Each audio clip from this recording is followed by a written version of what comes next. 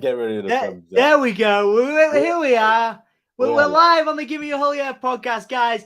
Thank you so much for tuning in, whether you're tuning in now with us or you tune in after this is done. I am with the Wrestling Wizard, one of my favorite YouTubers, because you guys know I'm such a fan of Bray Wyatt. I've been watching this guy's content for months and months now. I love your enthusiasm. And as you know, we started recently doing this channel Spotlight, where we spotlight other YouTubers who are doing great things, who've been putting hard work in and growing their channel and community. So right after this intro, which I should have scheduled beforehand because I'm totally unprofessional. Right after this intro, we will be back with an interview with the Wrestling Wizard about what he loves about wrestling, how he got into wrestling, Bray Wyatt stuff, of course, and all that good stuff. So we're back in 2 seconds. All right. This is the hardcore legend, Mick Foley. Well, hello and welcome to Give Me a Whole Yeah. I hope everyone there, right there in Yorkshire, is having a nice day. Bang, bang. Have a nice day. Yeah. Awesome. I was just saying to you off camera, Wiz, wasn't I? This is so surreal. Doing something at 6:30 p.m. UK time, like, it's blowing my mind that we're here and we're live on the channel doing something live. How are you feeling, mate? How's your day going? It's all that anticipation with Bray Wyatt, isn't it? For SmackDown today. It's all anyone wants to talk about. It's such an exciting time, man. Such an exciting time. It's just I just think it's more like the unknown, isn't it, with this? I think this is genuinely the first time in a long time I can remember heading into a SmackDown where you literally do not know what is going to happen. And if you're a Bray Wyatt fan, it's a good time to be alive, isn't it? It's a very good time to be alive. I want to get into the Bray Wyatt stuff with you because why wouldn't I? Because you've put so much time and effort into your videos. But I wanted to kind of ask you how you got started. What made you want to kind of what made you a wrestling fan at the beginning? If you could take me back, Wiz, to the very beginning of your time as a wrestling fan, what age were you? What were you doing? And what were you watching that hooked you into wrestling? God, it's going to make me seem really old, but going back, really the Attitude Era stands out to me. That was, the Austin, I just absolutely adored Stone Cold, The Rock, Taker, Kane, Triple H, Mankind. You can go on and on and on, all those larger in life characters, and this, of course, all before like the supernatural gimmicks that we see today. Obviously, this was way before the Bray Wyatt time, but I think certainly, like, growing up, the Attitude Era, sort of late 90s, that's when I really got into it. And I remember around the 2000 era, it just booming. It went absolutely like mainstream at that point, especially over here in the UK. I was hooked ever since, to be honest. I can't remember, maybe 2003 up until Evolution formed. There was a bit of a lull when maybe I didn't watch it as regularly, but I've been hooked ever since, to be honest, since the 90s. Yeah, very, very much the same. And do you have a favorite? Obviously, excluding the obvious, which we'll get to. Do you have what was the character that you mentioned? The Undertaker there. What was the character of the matches? Do you have a favorite match that you will always go back to, and a favorite character pre Bray Wyatt that got you into wrestling? God, I'd probably say the Rock Triple H feud as well, to be honest with you. I know they seem like they're on television literally every week, but do you know what? That's what I loved about it. They were just these two larger than life characters. Of course, I'm absolutely hooked on the Rock. Mainly many of his matches. One that really stands out, to be honest with you, WrestleMania 17, Rock Austin. We say recent memory, it's 21 years ago now. But that sort of match stood out to me. I just thought it was the classic build to a WrestleMania, how it truly should be, really. Long-term storyline telling, and it was at its best, really. Amazing, man. And you obviously, a lot of your content on your channel is WWE focused. Are you an AEW watcher, or are you a solid WWE 100%, guy? Yeah, 100%. Right. So I would actually say this is probably the most I've been into wrestling in general. Like, there's not enough hours in the week to watch it. I obviously, with Raw and SmackDown and NXT, I do watch all of AEW, in its entirety. Maybe not so much, like, more attention to Dynamite, obviously, because it's their like main show. But yeah, it's interesting because there's obviously so many links there with WWE as well, and ex-wrestlers. It's nice having the option, to be honest with you. I'm sure you obviously you watch it all as well. It's nice having the where people say, you know, oh, it's a conflict. I think it's good for business with the wrestling world because we're getting best of both the worlds. You know, take it with a pinch of salt. You love WWE or you love AEW. It's they're both different products, and it works. Absolutely, man. Absolutely. And what made you decide? Like, what do you know? What made you decide to take your thoughts onto YouTube and build a channel? And how was that process for you? You know, building that. It's really interesting actually, because sort of it was a bit out of nowhere. Because a lot of my close friends sort of thought, you know, you're really passionate about wrestling. You always talk about it. One of my good friends, Jamie, he's really into it as well, and we've watched it through the Attitude Era. Been obsessed about wrestling, and we always sort of discussed the idea about, you know, getting that idea out there, and maybe starting a channel. Yeah. And so originally we were going to do it together, but I decided with the whole Bray. I was looking at the time. It was because the channel's only been going since 2021 February of that year. That's it. I discovered you guys searching for Bray Wyatt theories. I discovered you, and I was like, this guy, the enthusiasm, and I also loved your leather jacket as well. I was like, oh man, I love I'm this. letting the team down. We're not putting that on today. Don't worry, you're okay. You look cool. The old trusty leather jacket, and yeah. So I thought, let's go for it. It was all along the time where I know it was a bit far fetched at the time. It was when Orton had burnt the Fiend. Obviously, he went off screen for a while, and it was all the anticipation to the Fiend coming back at Fastlane. Of course, we knew he came back, and I started it then. There's a slightly deeper sort of meaning to my connection with Bray Wyatt. We'll get into it in a moment. Yeah. But that was the main reason starting it. It's just being a passionate fan. I just wanted to get it out there. I'm just that nerd that knows like probably stats I probably shouldn't know. Even heights and weights of wrestlers. It's just a weird thing I've always sort of been passionate about. And I saw, you know, I'd watched numerous YouTube channels, and I thought, do you know what, it's something I'd like to give a go. And here we are. Yeah. How do you feel about the growth of it? Because again, you're principally known, or certainly I know you from your Bray videos, but you also do a lot of other stuff as well. How do you feel? Because it's grown very quickly, and again, that's a testament to your enthusiasm. Yeah, I think as well, like anything, I think the main reason, again, and I'd say this to anyone with anything, is like you're passionate about something like as much as, you know, you and me about wrestling. Like people see that, and I think because I was so passionate about Bray Wyatt, I think it kind of slightly niched the channel, like not to be planned that way at all. Like it was generally basically just a generalized, you know, fan from a fan's intake of the product. But then it's sort of more people wanted to see the Bray Wyatt side of things, and obviously him being my favorite wrestler, current wrestler today, why not? And obviously all the release speculation, many people wanted to see him come back, and I thought we need to keep him alive somehow. I always felt deep down that he'd come back some way, somehow. And obviously he hasn't yet. And still that's not been confirmed, but it's looking more likely than ever, I think, at the moment.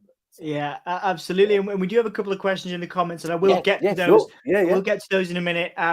Before that, though, I do want to ask you, like, again, you know, I asked you just a minute ago about the character that got you into wrestling originally. What is it then that fascinates you with about Bray Wyatt? What is it that hooks you in and makes him your favorite wrestler? Because you've been a fan from the Attitude Era, okay? Yeah. So you've seen characters come and go. You've seen The Undertaker. You've seen the best of the best, in my opinion, in wrestling. So what is it about Bray Wyatt that hooks you in so much? It's crazy because it sort of almost is the rule. It's hard to explain because, well, it's actually quite easy to explain, but the meaning behind it is a little bit more complex. Because looking back, like I did like the more traditional wrestlers, like you know, at HBK, you know, just idolized that bloke. I thought he was just again one of my all-time favorites. I liked Bray Wyatt because he went against the grain a bit. He was something different we'd not seen in wrestling for a long time. Just the creative side of it, and his imagination, like away from the ring. And I know a lot of people will criticize Bray and say, well, when the bell rings, you know, that's it, sort of thing. But for me, it was more about the storytelling away from the ring, like we'd not seen ever before in recent memory anyway. Obviously links to Taker and all sorts we go into there, but for me it gave something completely new to the product. something that many people say about Bray and the links with AEW. And for me, I've always seen WWE as the kind of place that you can get away with an abnormality in Bray's character with the supernatural stuff. It just works in WWE. And that's what I was fascinated with, I think, just how different he was really to the rest of them. Yeah, and it is an interesting point. Do you have, and we'll talk about the theories that are out there in a minute, and we'll do some comments. But we've just seen there's rumors swirling around, for example, that CM Punk is, he's done with AEW and stuff, and obviously he's come back. And I know he came back after 10 years, and we're talking, I know this is a year. I'm not comparing CM Punk's return with Bray Wyatt's return, but what are your hopes in brief for this return? Do you think this is where they get it right, or do you think they, do you want the Fiend back? Do you want Swamp Bray, Funhouse Bray? What Bray do you think will work if he returns, and how do you make it last long term? Wiz? It's such a good question, and I know there's so many theories on this. Obviously, I mean, again, this is speculation. The assumption for the Bray Wyatt release was the falling outs with Vince McMahon. I'm assuming creatively, like, we don't know this for sure, but you can see it kind of makes a lot of sense, over the time. You think of the early Firefly Funhouse segments, they were absolute fire. Like, they pushed the boundaries left, right, and center on that. And you could see that was clearly a lot of creative control from Bray Wyatt at that point. And then Vince got his hands on it, and it did start to get a little bit silly. And one of the criticisms I had with the Fiend gimmick was not necessarily the gimmick itself. It was the way it was presented, almost overexposed in a way. Too on the supernatural side. Like, they literally made him a real life Michael Myers, and there is going to be limitations with that booking wise. And we saw that in the Hell in a Cell 2019 against Seth Rollins. It just wasn't fun to watch. Someone kicking out of 30 curb stomps. As much as I adored the Fiend, I thought, hang on, where does this go? No one's going to beat this dude with this gimmick. So I would love to see some form of, not saying in parallel to Mick Foley, but like a Three Faces of Foley type gimmick, because then you can use the Fiend as a special attraction. You can bring in some like new a Cactus incarnations. Jack. The Fiend is your Cactus Jack. Yeah, exactly. So he's like your power card. If you're ever going to take Roman on, which I don't think they should rush that should be down the line if they're ever going to see that, then that's when you bring out your ace card in the Fiend. You could, along the lines, tie in a potential Wyatt family evolution of some sorts. There's loads of new characters on the roster that could fit that bill. Obviously, it'd have to be in good taste to Luke Harper, 100%. Yeah. And it would have to be something that they agree on creatively. But he can play around with a new incarnation, and I think that's what we're going to see. I think that's the way to freshen up Bray Wyatt. A lot of what he mentioned in his last segment in the Firefly Funhouse was that he's going to, I think at that point, he knew the damage had sort of been done with the Fiend for that short-term period. And I think then he knew he was going. He knew at one point he'd be back. I'm sure he felt like the door would be open. Yeah. Being as creative as he is, I think then at that point his brain was going, right, what can I bring back? Evolve myself in some way to undo the damage from what happened previously. And it's like a clean slate, isn't it? We see something new, it's fresh, we know it's going to be exciting from Bray. And that means a demonic rabbit of some sort, or whatever theory speculation we've seen, wicked, because it's new. Then you've always got the option as a special attraction down the line to bring in the Fiend and reintroduce the Fiend at some point. I don't think this is the last we'll see of it. Yeah, I really like your booking. And before we go into a couple of theories, there's one particular I want to discuss with you. I want to put the pressure on you, as a Bray Wyatt expert on YouTube. I want you. So, in an ideal world, how would you book the return? And let's do, not just do the first night. Like, what do you want to see 6 months from now? If you could do me a sort of 3 to 6 month booking of Bray Wyatt, and make it, make it work. Let's do 3 to 6 months of Bray Wyatt booking. How would you do it?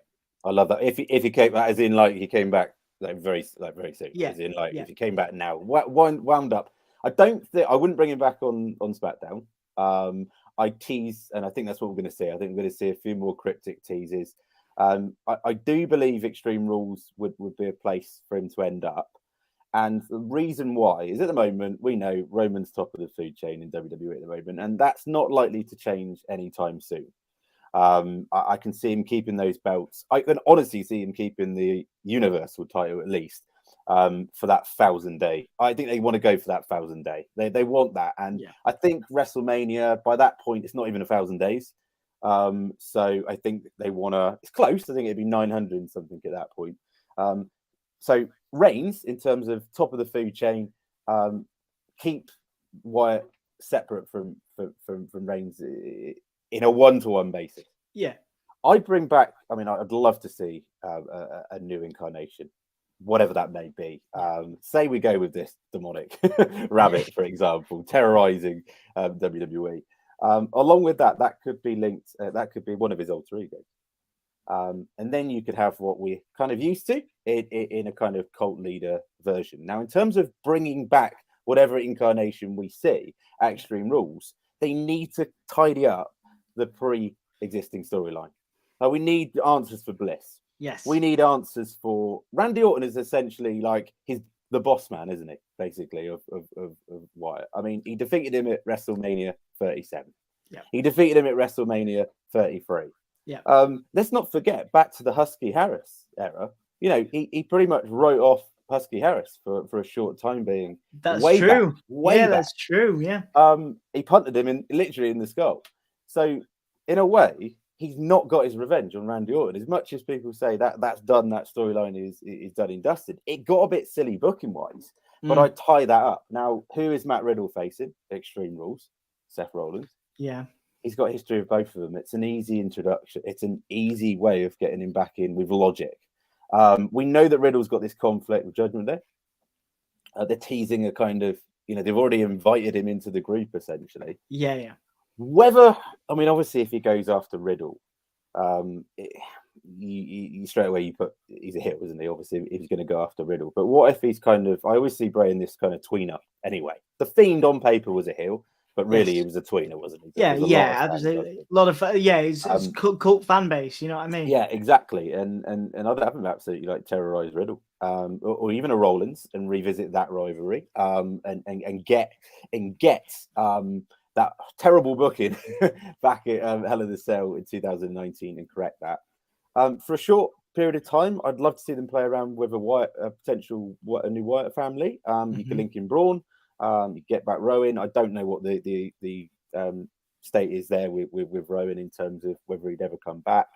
I know there's been a lot of speculation around Dexter Lumis potentially being a good fit, potentially for an evolution of the Wyatt family. I think he'd be a great fit. Potentially into the group, but again, it would have to be in good taste. And has Triple H got other wrestlers coming in that we don't know about? So it's really hard to predict in terms of if Bray comes back, what's the dynamic with other characters involved. If he's back alone, I doubt it. I still think Bliss will be involved in some way as well. I'd be interested to see how they tie that up. And then down the line, of course, the long-term storyline arc. This means all the way down to next, the year after next WrestleMania or SummerSlam of next year. They've got to address Reigns at some point. But to be honest with you, I'd be happy with some multi-tag booking, Bloodline versus a new Wyatt family, or something like that, to fit the gap. Yeah. But so much. I mean, literally, you could go off on a tangent, but bringing back something new initially. Yeah. Maybe some sort of group involvement involving Bliss, hopefully. Bliss definitely needs to freshen up of her character at the moment. Yes. I think they're teasing that as well. You've already got the links with the Fiend. And then down the line, we have to wait. We get the Fiend. Perhaps. Yeah, like the special attraction, and I do like that. You brought up there. One of the theories is that new Wyatt family, and that, Karrion Kross is going to be involved somehow. But I think more. Me personally, Braun Strowman coming back is it's a good time for him to be back. Dexter Lumis. Now you mentioned, of course, and it does have to be in good taste to Brody Lee. Now, and of course, Wyatt is obviously was super tight with Brody Lee. You know what I mean? Of course, family effectively as well. So, do you think a guy like Dexter Lumis or a Karrion Kross or both are possibles, and do you think that they fit the mold and are an appropriate tribute, replacement's the wrong word, tribute to Brody Lee if they were going to go down that new Wyatt family? I think it's been such a nice surprise seeing how welcome like Dex. I mean, it's the only one time you can get away in wrestling, can't you? In cheering a stalker, basically. Yeah, it's true. Yeah, it's very true. Terrorizing the Miz, it's absolutely brilliant. And he's been received, I think, better than they might have anticipated. Like Loomis is massively over, and this is just in a slight, like this is just literally a stalker role he's been given at the moment. And I love how they've just introduced him like this. They're getting fans to understand what Dexter Loomis is. Just the doodles, just the whole craziness of the character. Someone you could maybe associate with the Wyatt family. Now, of course, it would have to be in good taste. And on the front of Karrion Kross, I mean, he's already made it quite clear he wants to work with Bray Wyatt at some point. Now, the question is it going to be with or against? Now, Karrion Kross, the thing is with him is you've got to remember, like we know him through NXT, and those of us that have watched Karrion Kross through NXT know. Yes, there's some limitations and there's some things to prove heading into the main roster. But if they present that same character on the main roster, why do you really need to change it? He's got the WrestleMania entrance. He's got Scarlett back. The fans that maybe haven't seen the NXT product as much are now getting introduced to this version of Karrion Kross. The last time, let's not forget they saw him on the roster. He was in that dodgy latex, gladiator thing. So for now, they're still reintroducing the NXT version of Karrion Kross. I love the White Rabbit link. Of course, that can literally can be linked. Yeah. But who's to say that Bray Wyatt and Karrion Kross aren't linked in some way potentially? Yeah. Karrion's reached out to Bray. Bray likes the idea of those two potentially joining forces. The only thing I would say is he's in quite a strong feud with McIntyre at the moment, and I kind of think, well, where'd be the logic for Bray to kind of get involved in that?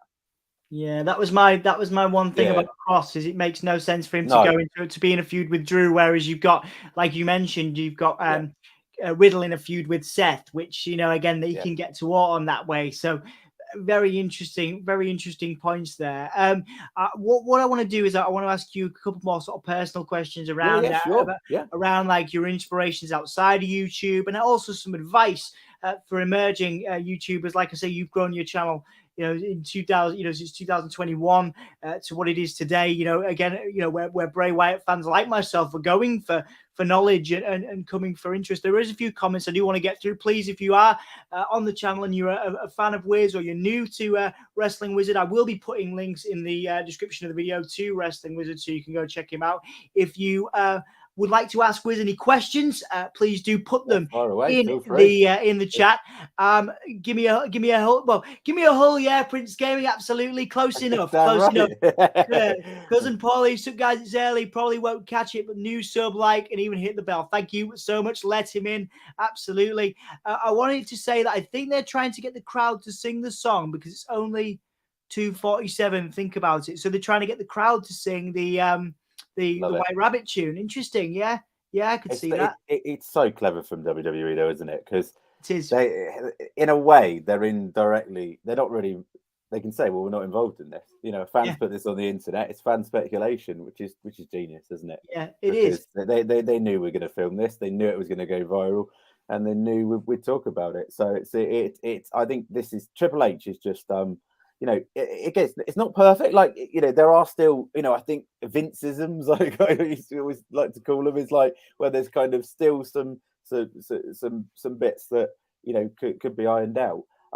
But that's what I like about it. If it's boring, wouldn't it? It'd be boring if it was perfect. But so far, the changes are just generally making wrestling so interesting again.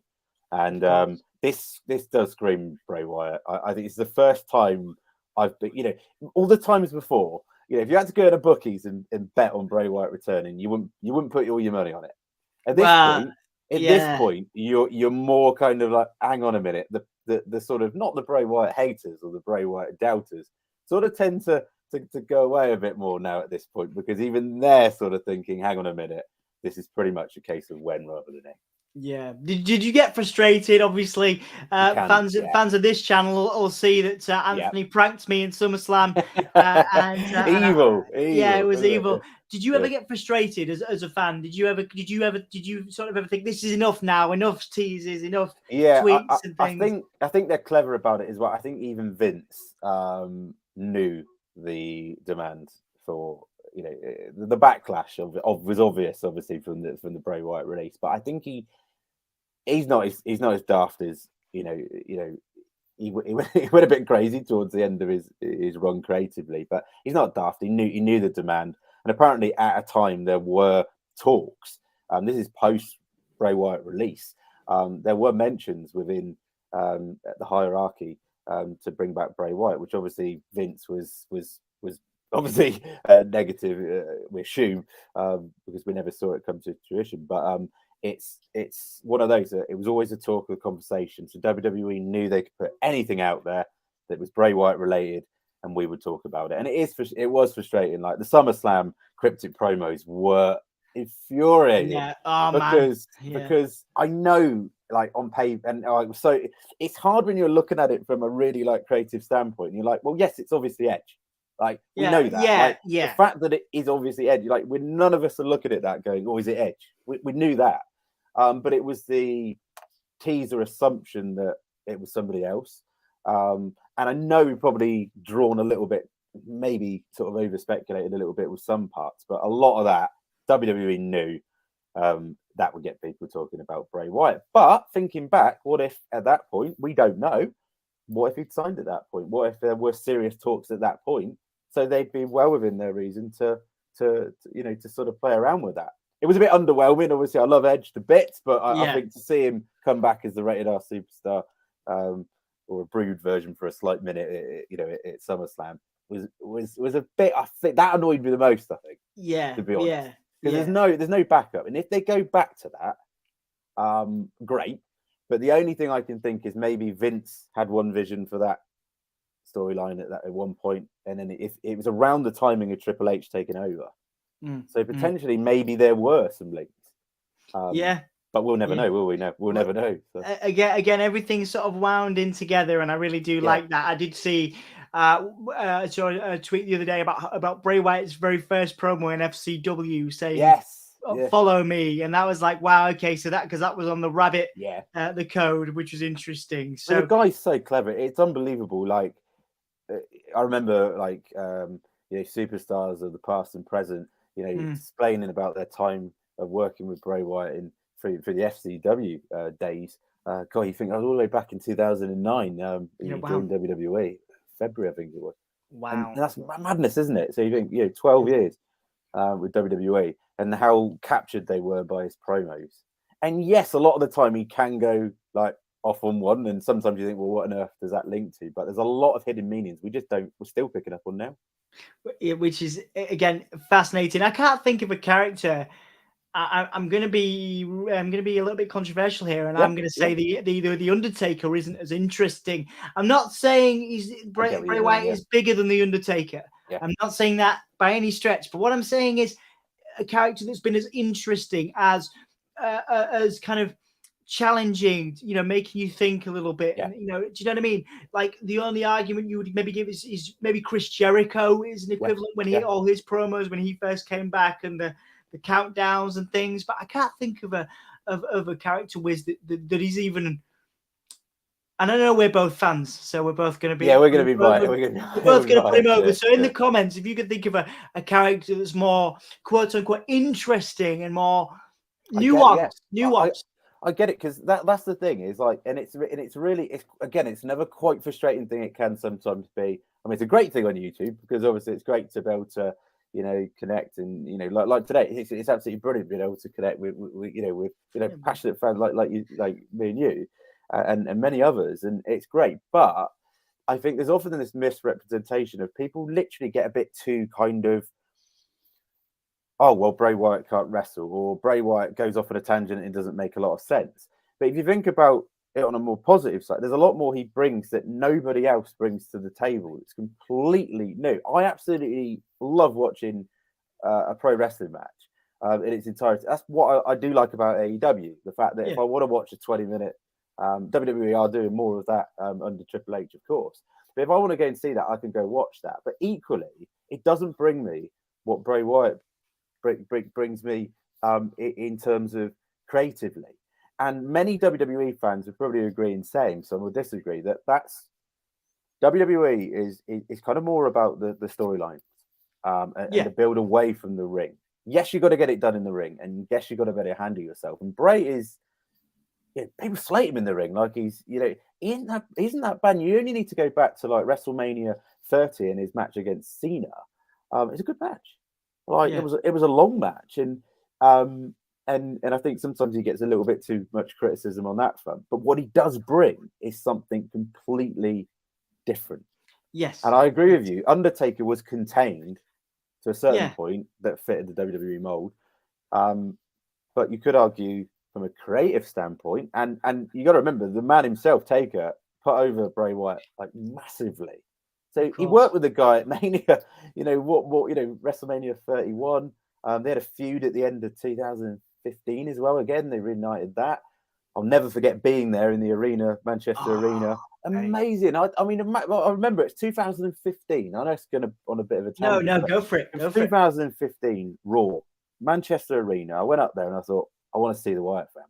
Yeah, I'd seen them before, but they were in a big major storyline arc with Taker. So I thought, I'll go there. And Taker returned, and it was just like, I remember actually having goosebumps. I'd never seen the Taker's live entrance, which if you get to see that in person, you can't, especially when you don't expect it. Yeah. And just the way Wyatt carried himself in front of Taker, with the Wyatt family in its entirety, with Kane, alongside Kane as well, as when the Brothers of Destruction came back. Yeah. It's something I'll never forget. And I think that's the level of rivalry.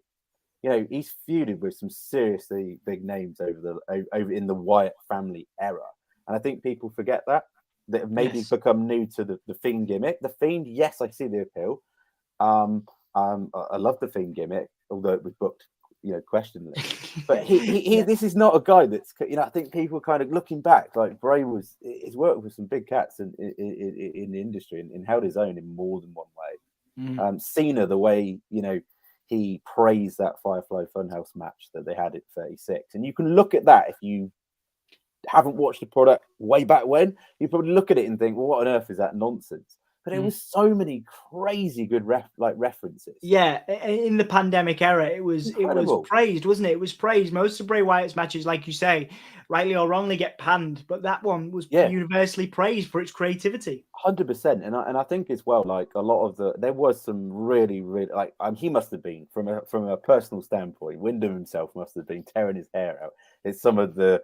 I mean, apparently it was at one point they're expecting him to wrestle in that burnt Fiend mask costume, and it's like, come on, like that's clearly where Vince, they did go a little bit far with too many things, and I think sadly, I think that's probably what infuriates Wyndham the most is the fact that was not his creative, input there, and I think a lot of people, you see Jim Cornette, obviously not the biggest fan of Bray Wyatt, so the Fiend anyway says it's the worst bit of garbage they've ever put on TV. It's not the character. It was just very much the presentation and booking of it. Yeah. And I think it'd be tough for Bray if he is going to evolve something new to leave. If he does close the book on the Fiend, it'd be tough to see what it maybe could have been. Yes. Yeah. And that's hard because there's been a lot of damage between that to this point. It's fair to say, isn't it? I think so. And I think it's an interesting point. Like I say, if they made it special. Yeah, they made it. I think that's the idea. Wiz, man, you've got it. You've nailed it. Like if they can do a 3 Faces of Foley thing with him, where it becomes a special thing, like that to me would be incredible. Just on a note of that Firefly Funhouse match, there's been a new clue today that's circling around the internet that if you type in the White Rabbit to the WWE Network. Yeah, I did it on the that match comes up. So there you go, another little clue for you guys. Let's go through some of these comments, and then we'll go again talking about your channel and stuff like that. Right, okay. So Hassan, you do have your vote. We are voting currently whether Bray Wyatt is returning on SmackDown on YouTube. You go on the channel there, and you'll be able to see that there is a vote there for you. Tom Talks Rubbish is in. Hello, Tom. How you doing? One of my favorite YouTubers. Does some wonderful wrestling and accessibility content. So please go and support Tom Talks Rubbish if you have not already. What do you guys think will happen tonight? Now, Wiz, you said that you don't want to see Bray tonight. Now, in the vote currently we do have going on, it's a 78% people have voted saying Bray will return tonight. I personally don't believe you'll have Bray tonight. I think, and honestly, I'm not sure because Extreme Rules is a B-level pay-per-view. I'm not sure about that either, but I believe we're going to get consistent teases. Your thoughts on that, Wiz? And what do you think is actually going to happen tonight on SmackDown? I think in case of I can understand why people would want it tonight. 100%, you want to see him back sooner rather than later. But in the grand scheme of storyline perspective, to be honest, I think we're going to see more cryptic clues. We'll probably see another QR code, possibly, at this time that we're assuming it's 9:23. This is going to come up. So everyone's been waiting with their scanners ready to queue a QR code. I think we'll see that'll lead to maybe another game, another cryptic puzzle of some sorts for us to involve with some more parallels linking to Bray Wyatt. Yes, they're going to try and throw us off the curb. They're going to try and link other wrestlers amongst it. The very fact that they're keeping so tight-lipped about this, two reporters as well, says that they don't want to give too much away. So you're going to get not a lot more, I don't think, than we've already seen. I'm with you though on Extreme Rules, because the only plus side I think to that is the spotlight would be on him and not Roman Reigns. Because if we look at Crown Jewel, and we can't rule off the possibility of him potentially being involved with Roman Reigns, although I don't think that would be an immediate the best way to book it. But with I think Crown Jewel is all about Roman Reigns and Logan Paul, right? Survivor Series is all about War Games. War Games. Now, if they bring him back at Extreme Rules, there is then time if he's in a group situation, because he's got to have allies at the end of the day. If in War Games, it's a team format, right? The Bloodline versus a new Wyatt family would be absolute money, wouldn't it? Yeah, and that would put the spotlight on Bray and Roman and tease. You would get that interaction. You would get the thought that Roman knows. Hang on a minute, this guy's after me at some point. Don't you dare bring the Fiend out, because I don't want to see that. Calling him a freak in the mask, telling him he can't handle the responsibility. They're not gonna not tie that up at some point down the line. I don't think we'll see him tonight, as much as I'd love to see him, of course. But I do think we'll see him very soon. And honestly, if you think about the presentation, are we going to see him turn up at the premium event? Are we going to see him in a match? I'd highly doubt it. It's not going to be enough time to build that. And you've got to think of the creative work down to the new entrance that he's going to get. A lot goes into this. A lot of the props. If he has only recently signed, which I don't think he has, because this White Rabbit thing is not something that would just be trotted up last minute. This has been thought about for weeks on end, I would say. And just the whole way that Triple H answered those questions in that interview before Clash at the Castle on BT Sport, I think he sort of subtly said, look, he obviously was not going to give away the fact he'd signed him. But I think that he didn't ignore it. He praised Bray, but at the same time didn't guarantee anything. I think at that point they'd signed him, and they've been working on this. Yeah. Extreme Rules, I don't know, because it's not one of the top four, isn't it? That's the problem, I think. Yeah, there was the lantern. The lantern you posted about it, and that's what I mean. Maybe this is all just fireflies. Maybe it's misdirecting us, man. You know what I mean? It's so exciting. It's so clever, because even like Bliss, the way she mentioned, to Bailey, you going on about your 10 feet tall, that being a lyric from White Rabbit, the lights going out. Teasing Bliss, in terms of a character change. It's clever because Bliss is going to get exposure, isn't she? So in a way, from herself, it's genius, because she's going to think, if I throw out a line from that song, it could have no direct link to Bray Wyatt at all, but people are going to link it with Bray Wyatt, and they're going to link it to her. Yeah. So there's so much they can do, the whole commentary, the whole. You remember way back that Fiend. The fan with the Fiend mask was in the front row, and Pat McAfee referenced the Fiend. We could literally, we see a red circle and we go crazy. There's so much that we can link, but unfortunately, sometimes, no pun intended, that can lead us down a bit of a rabbit hole that we're maybe over looking at. And there's times, of course, where we're reaching. Of course, but that's the fun of it, isn't it? Yeah, that is the fun of it. You're absolutely right. That is the fun of it. That's the fun of being a wrestling fan. And I truly believe over the last few years, this is the best time right now to be a wrestling fan. 100%. Talking about this stuff with you is Sir Jethan says, hey, nice to see you. Jack, our moderator on Gimme All Yeah. So just in case they do let him in tonight, as I'm in the same country as Dom, I've got my rainproof gear on.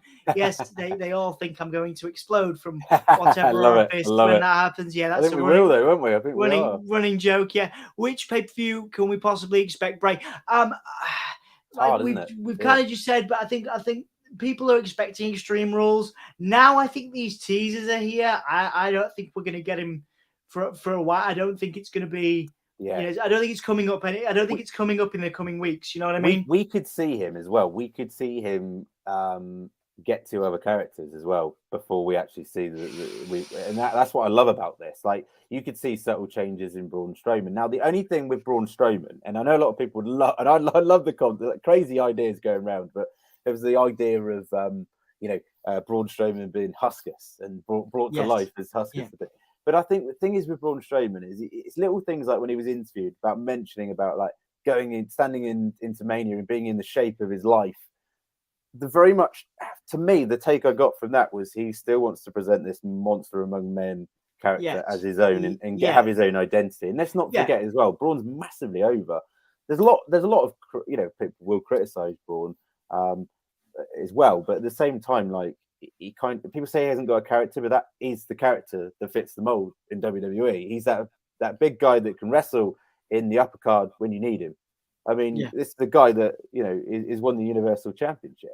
He can get to the top, but at the same time, he can fight in the mid upper, and be massively over it and move a lot of merchandise. So I kind of, from his personal standpoint, does he want to play second fiddle at this stage in his career to Bray Wyatt? I know that's a huge compliment. Anyone that works with Bray Wyatt, but that's what sort of started him off. The Wyatt family introduced us to Braun Strowman.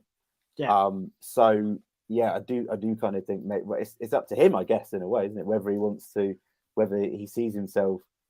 But then, you know what Bray's like, what he could do could just elevate them all. Man. I feel like Braun will do it for a bit. I think he would do it for a bit. I know he's got a lot of love for Wyndham. I know he's obviously they are family. I think he's the godfather to Wyndham's child and stuff. So I think there is that link. And I think if he was going to play second fiddle to anyone for a period, it would be Bray. So it's an interesting point. Jack actually does believe he'll be back on tonight's SmackDown. It could be. Do you know what? This is the thing as well. Like, I'd absolutely love it.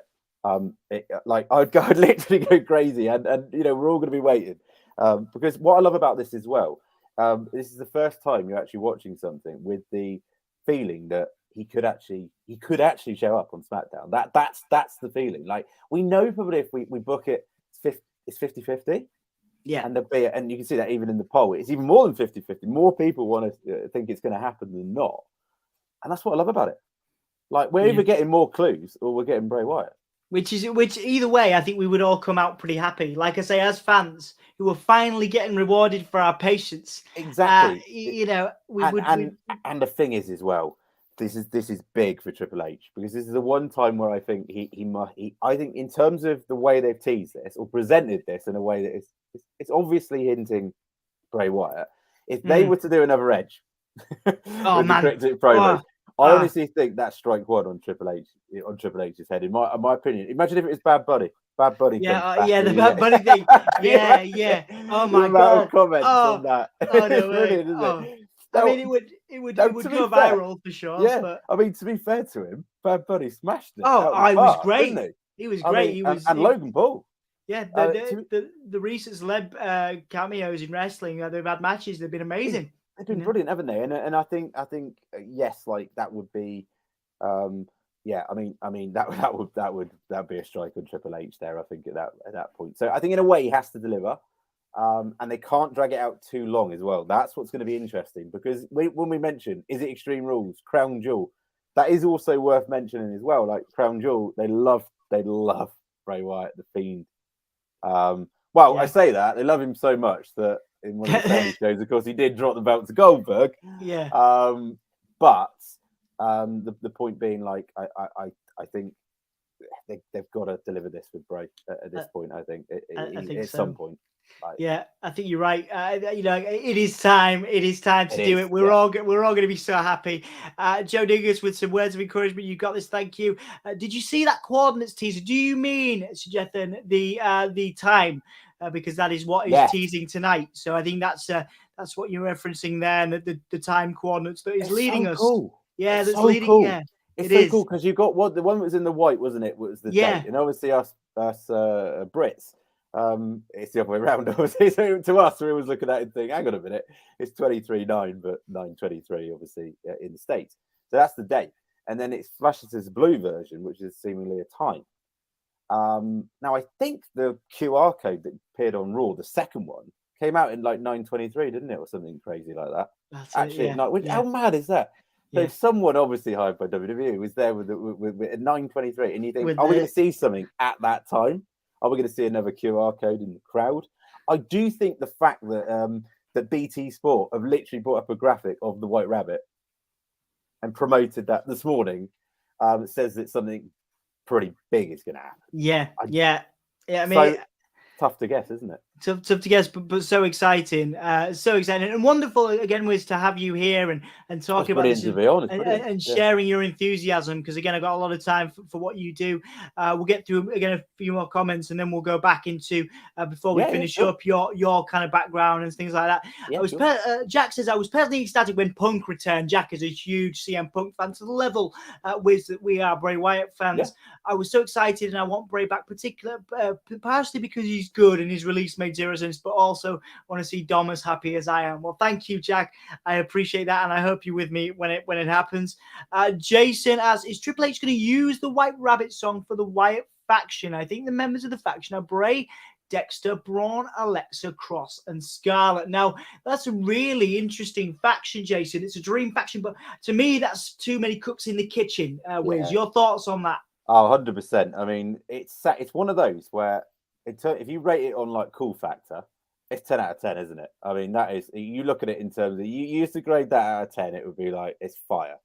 You'd have what? Scarlett would be Abby, I'm assuming. Cross would be the White Rabbit. Could be Link's potentially Rambling Rabbit. Braun, assuming Braun would be Huskus, Dexter would be Mercy, and Bray would be the leader. Already, that's a lot. With Alexa, obviously, in the mix as well. What was Alexa? There again, straight away, you've got Alexa and Scarlett, who's who. And I think, you're right. Too many cooks in the kitchen, and I think it's great on paper. It'd be fire if it could work. But I just think it's too much going on to book to benefit them all. Yeah, they've all got to be benefited. They've all got to come out of this looking strong. Great idea, though. Yeah, it is a great idea, Jason. Thank you, and thank you very much for your comments. All of you, thank you so much for your comments, putting them in. Triple H seems more fond of stables than Vince was. Yeah. I would agree with that. Obviously, he comes from a background of stables. He's done that. I would agree with that. Wiz, your thoughts on that? I think, Triple H is not afraid of a stable. Obviously, we've seen that with Damage Control. Oh, yeah, 100%. I mean, I'm going to be biased. Favorite faction of all time, Evolution, with Triple H, obviously, in it. So, he's clearly big. And you look at what he did, not only for that faction, but obviously for the careers of Batista and Orton. That was the reason. And I think he sees that in factions now. I think factions he sees as a means of, look what he's done with Io Sky and Dakota Kai. Like, those are two superstars that already are a big deal. Tag team, right? They're elevating the tag team champions more than they ever were and presenting them well. He's clearly got that focus on factions. But the only thing with factions is it almost needs to be used as maybe a developmental, someone getting maybe brought up from NXT to then introduce them into the roster to build them up to become the next star. Bringing in the likes of Karrion Kross and Braun Strowman. They're already, especially Braun, is an established megastar to a certain extent. It's like, would he benefit from a faction? So I think they've got to be careful who they put in these factions. But Triple H is certainly, he's down for it. And you've got to look at like Triple H in general. Some of he must have been pulling his hair out left, right, and centre. Sat at the dinner table at Christmas, having all these ideas. Did he have all these ideas like cooking up for years? Because he's literally everything that we were thinking. Well, maybe not everything, but most things we were thinking about WWE we had criticisms with. He's flipped it 180. And Oh, like yeah. Karrion Kross, when he was released, we thought, well, if only he had the NXT presentation. And I generally think, looking back now, that anything Triple H had created down in NXT, Vince didn't want to push. Like, we need to look at War Games. Like that. I'm so excited for War Games and Survivor Series. Yeah, me because too. now Survivor Series is back in the Big Four. It has meaning. Yes, We're not going to get the silly fighting over the red and white side, red and blue sides. A SmackDown superstar getting drafted to Raw 2 weeks out, and then all of a sudden, they're bleeding for that color of that particular brand. We've now got actual long-term storyline telling. We can build factions and then main event them at War Games. Yeah. It's awesome. Oh, it's amazing. It's amazing, man. You make a really good point there. Again, such a good time to be a fan, of wrestling. And I hope that more people do embrace that instead of, AEW is better at this and WWE is better at this. Like, like WWE is good again. And we should be celebrating that, man.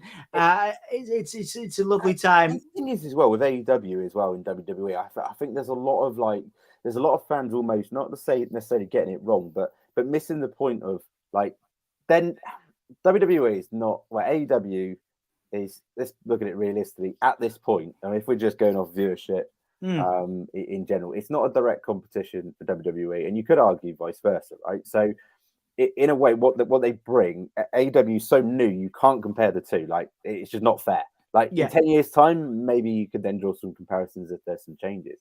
As a wrestling fan, we should just embrace it and enjoy both sides. Like, you might not be a fan of one or the other, and that's fine. Like, you choose to watch what you enjoy.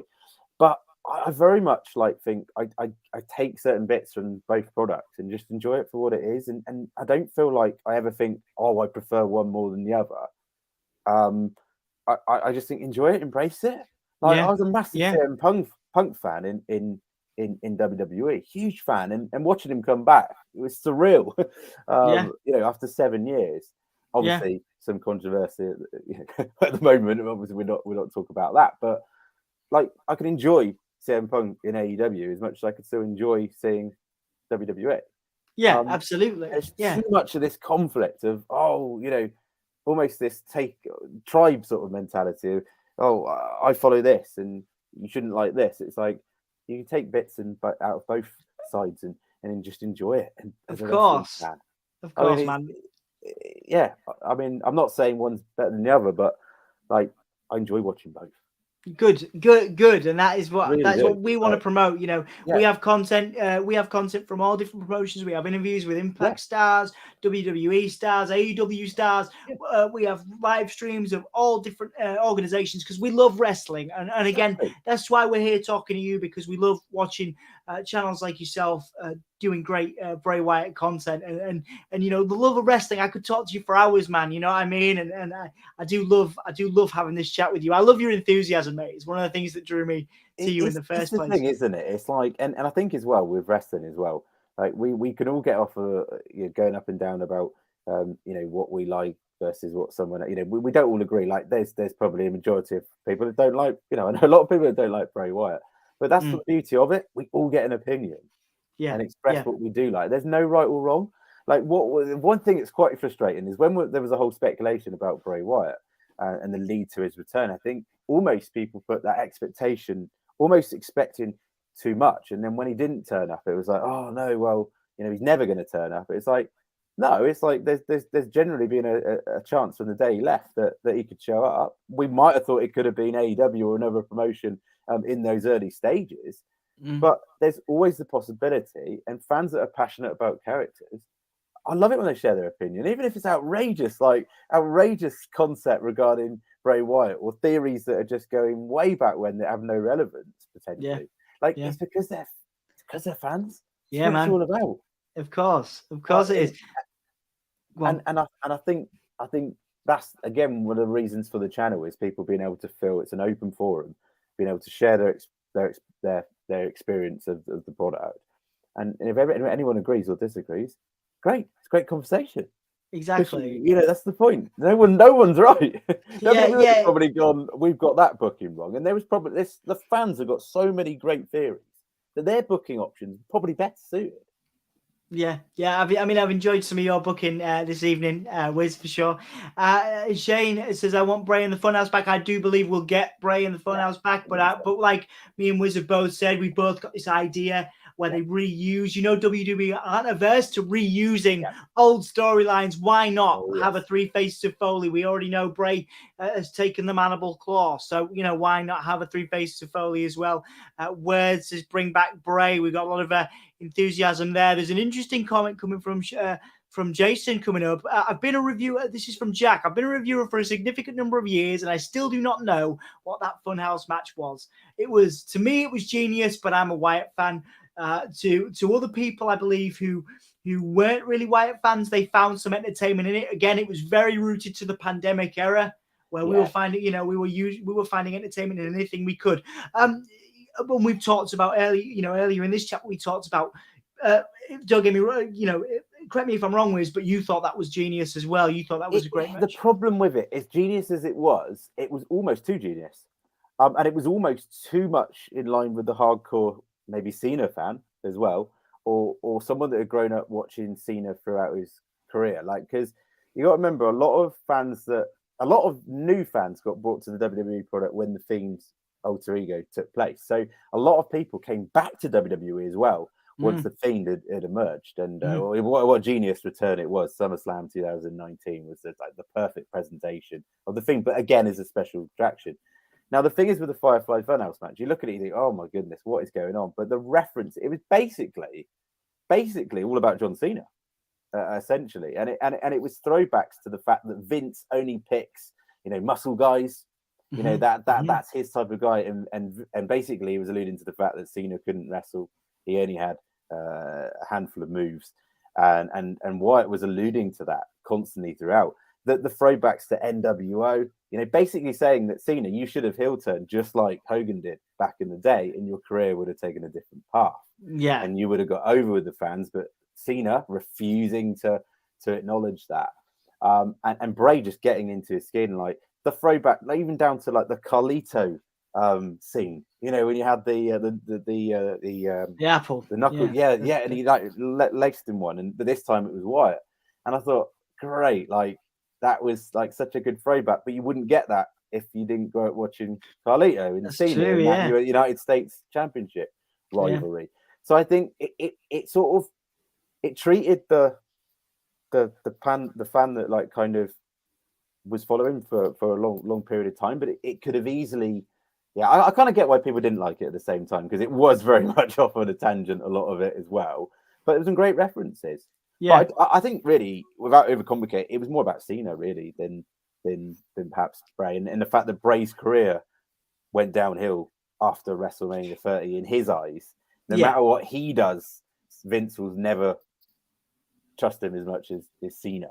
Yeah, and then the Fiend is kind of his power card at the end there. Yeah, very interesting. And he was like, he's basically closing a book on that chapter. The Fiend has got the revenge I should have got as the cult leader version, i.e. I should have beat you when the time was right at WrestleMania 30. Yeah. The fact he gave him that chair and he didn't connect was a great throwback reference. It was. But again, if you hadn't watched that match and you hadn't watched that in the entirety of that build up, you'd think, what on earth is going on here? Yeah. So I think it's almost too clever in a way, like the throwback. Genius. Yeah, very, very good. Like I say, just again, Triple H said it in that interview, one of the most creative minds he's ever worked with, but also most crazy minds, but also, most untamed, So again, interesting. Maybe with Triple H, they'll be able to, make the character more palatable. 100%. And I think the problems, again, we look at the Fiend character. It was more the fact that like Bray probably had this. He wanted to go. 1 minute he had one idea. Triple H mentioned this, didn't it? 1 minute he had one idea. The next minute he had another idea. And I think the problem to contain a character like the Fiend within the WWE environment is difficult. So if you have it as a special attraction, you then he was literally. And I get why they did it, because obviously they were moving a lot of merch. Those belts were going for like $6,000, weren't they, or something like that? $7,000. The Fiend belts. And they wanted fans that attend live shows to see the Fiend. So I get it, but there's a way they could have done that, but not maybe overexpose the Fiend on Raw and SmackDown as we saw, to a point where they kind of ran out of ideas with it, didn't they? They Yeah. kind of and then we didn't appreciate it as much because we took it for granted. Yeah. You know, Yeah. and so I think Three Faces of Foley. Yeah, sign us up for that because Yeah. that's like genius, isn't it? Absolutely, because it doesn't waste any of the characters. No. You can have each character can have their moment. Interesting note from Jason here. Obviously, we've been on the stream, so I haven't had a chance to look at this, but apparently there is White Rabbit merchandise now on the I didn't know WWE that, shop. yeah.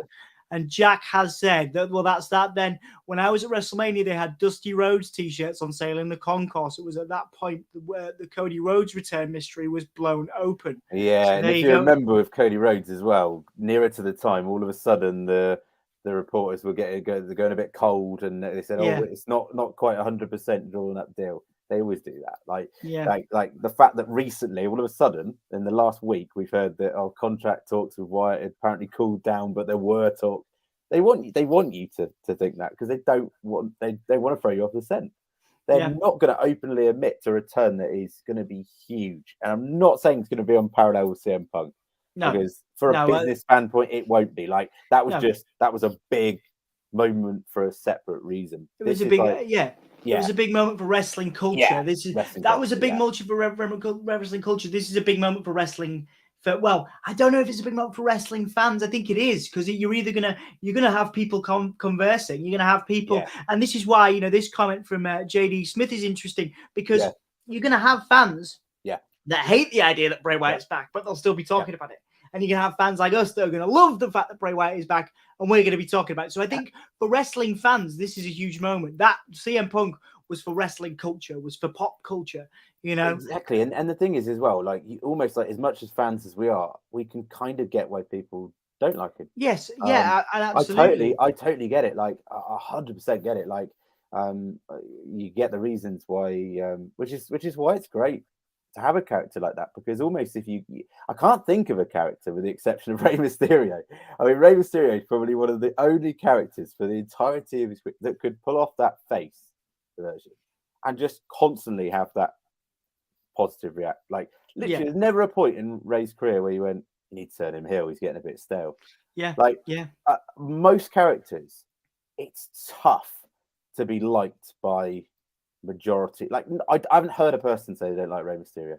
It never happens. But with someone like Rey, because it's so with Bray, because it's so unique, so dynamic, so different, there's going to be negative reception to it, and I get it. I think we'd be naive to think that everyone likes Bray Wyatt because they don't. We know that on our channels. They certainly don't.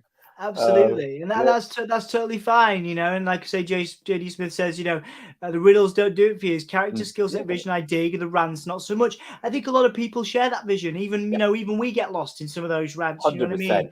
Sometimes, and even with like Karrion Kross as well. Like this is a big thing that I know it might be a bit controversial to say, but we hear about TikTok, and but it hasn't actually been really explained what that actually means. And sometimes and we'd assume that's his next opponent, but he's been telling Roman TikTok. Well, what does this mean if you don't? I mean, he could well have an ace up his sleeve. That could be a connection to the man that we're talking about here. Potentially, I doubt it. But why would he say TikTok to Roman Reigns if that's got to be backed up? In my opinion, you can't be saying TikTok if you're not gonna to the top man. Time is up. Does that mean he knows something we don't, or does that mean in time he's going to be after his titles? And I think sometimes if we overlook things, sometimes we can kind of almost like with Bray Wyatt, if you look at the actual breakdown of what he says a lot of the time, it does go down a lot of rabbit holes. Like a lot of what he says does talk in riddles. But it still makes it exciting, weirdly, and we all talk about it. And that's the thing.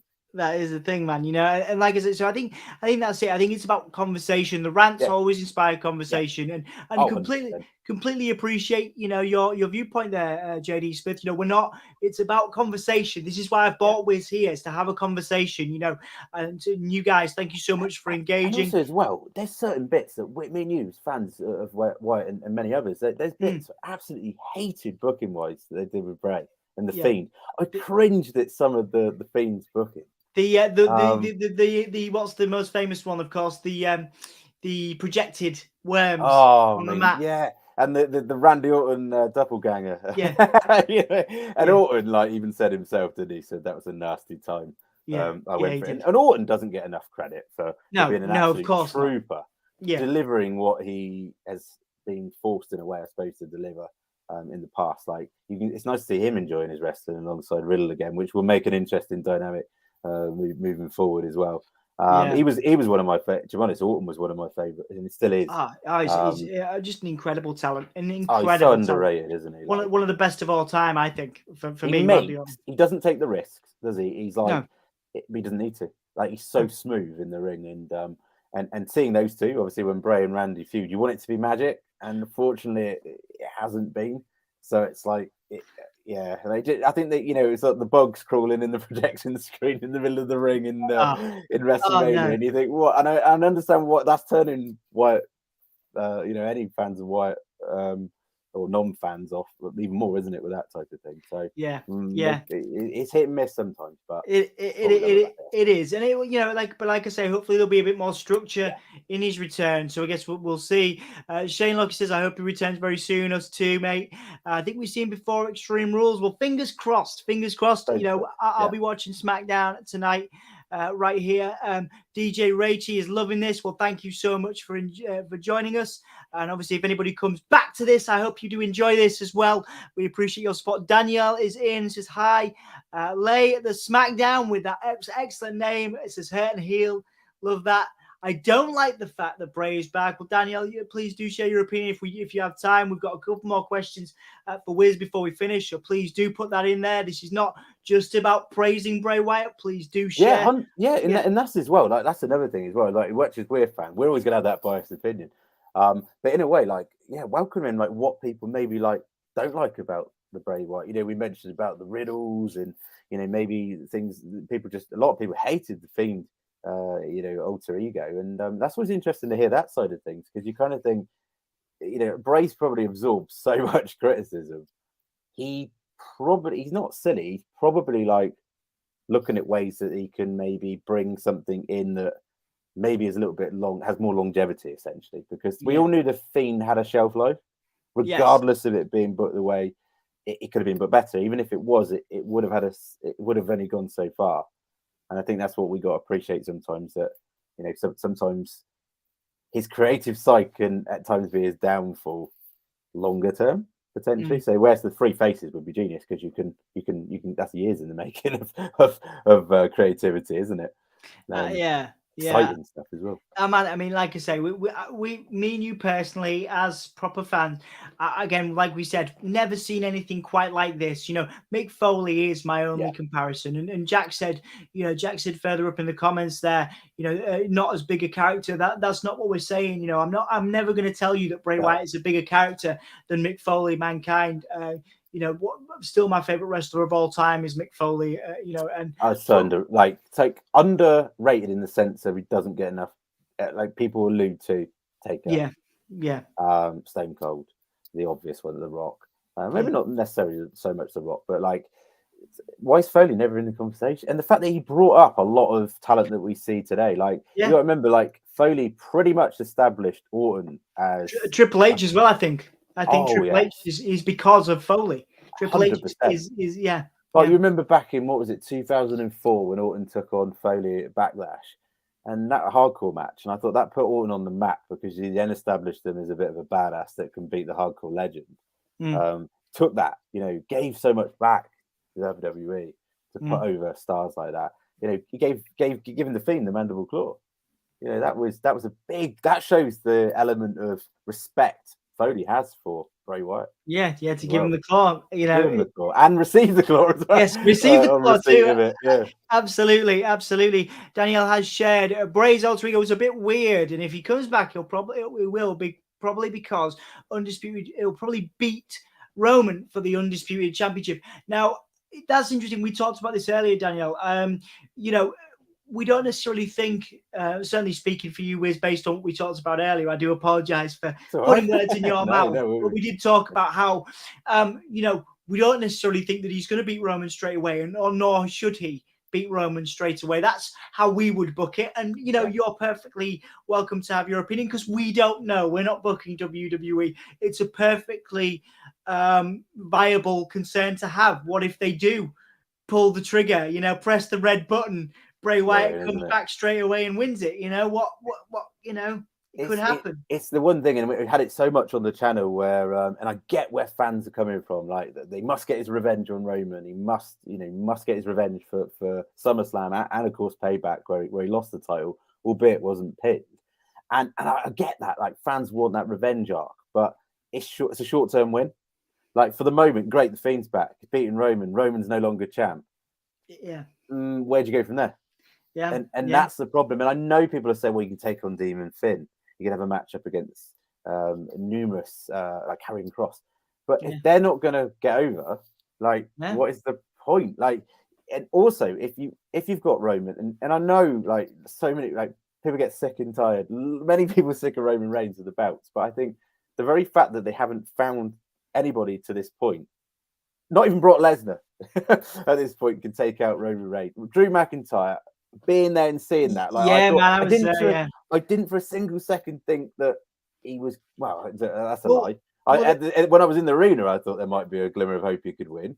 But when I thought about it after, I thought, well, actually, I get why they're not doing that because it's a short-term win, isn't it? But it was clever because some people that watch the channel might know between my other project Soundsphere, we were invited to Clash of the Castle as media, so I got to go and do some interviews.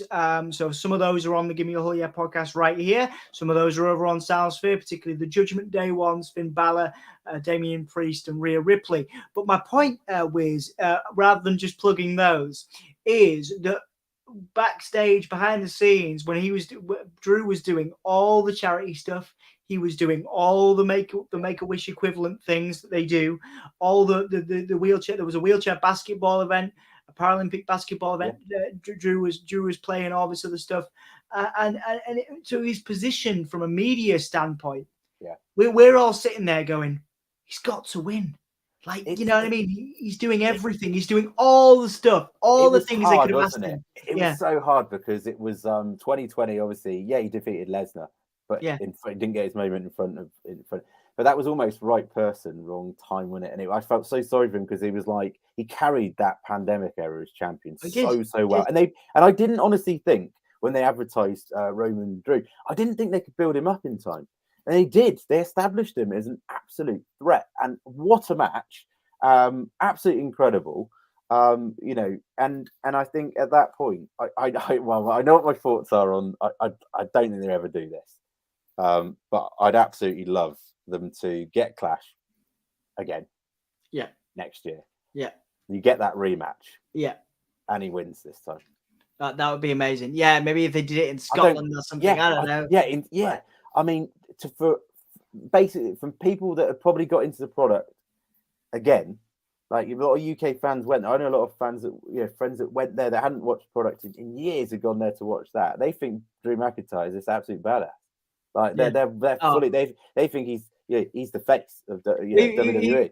He was great, and I think they've still got meat on that bone left to they do out down the line, haven't they? They can't ignore Drew. There's a quote he gave me in our chat, and he said it's nice to be the people's choice rather than the corporate choice. And I do truly believe that Drew is the people's choice. Just to move forward, Daniel's got a question off topic of Bray, which I want to bring to you because obviously you mentioned The Rock and how you're a fan of The Rock. Daniel asked, do you think The Rock will return at WrestleMania? It's one of the Triple H wants him there. Rock wants to be there, I'm sure. Like as Triple H said, there's no other place. You can't get goosebumps in Hollywood. And basically said, and we know how deep a connection The Rock has. The Rock, I'd say purely from like an age standpoint now, in terms of ability to be able to handle himself and look legitimate as a contender against in his prime Roman Reigns. It needs to. I think it needs to happen either next year or the year after. Will it happen next year? I think they want it to happen.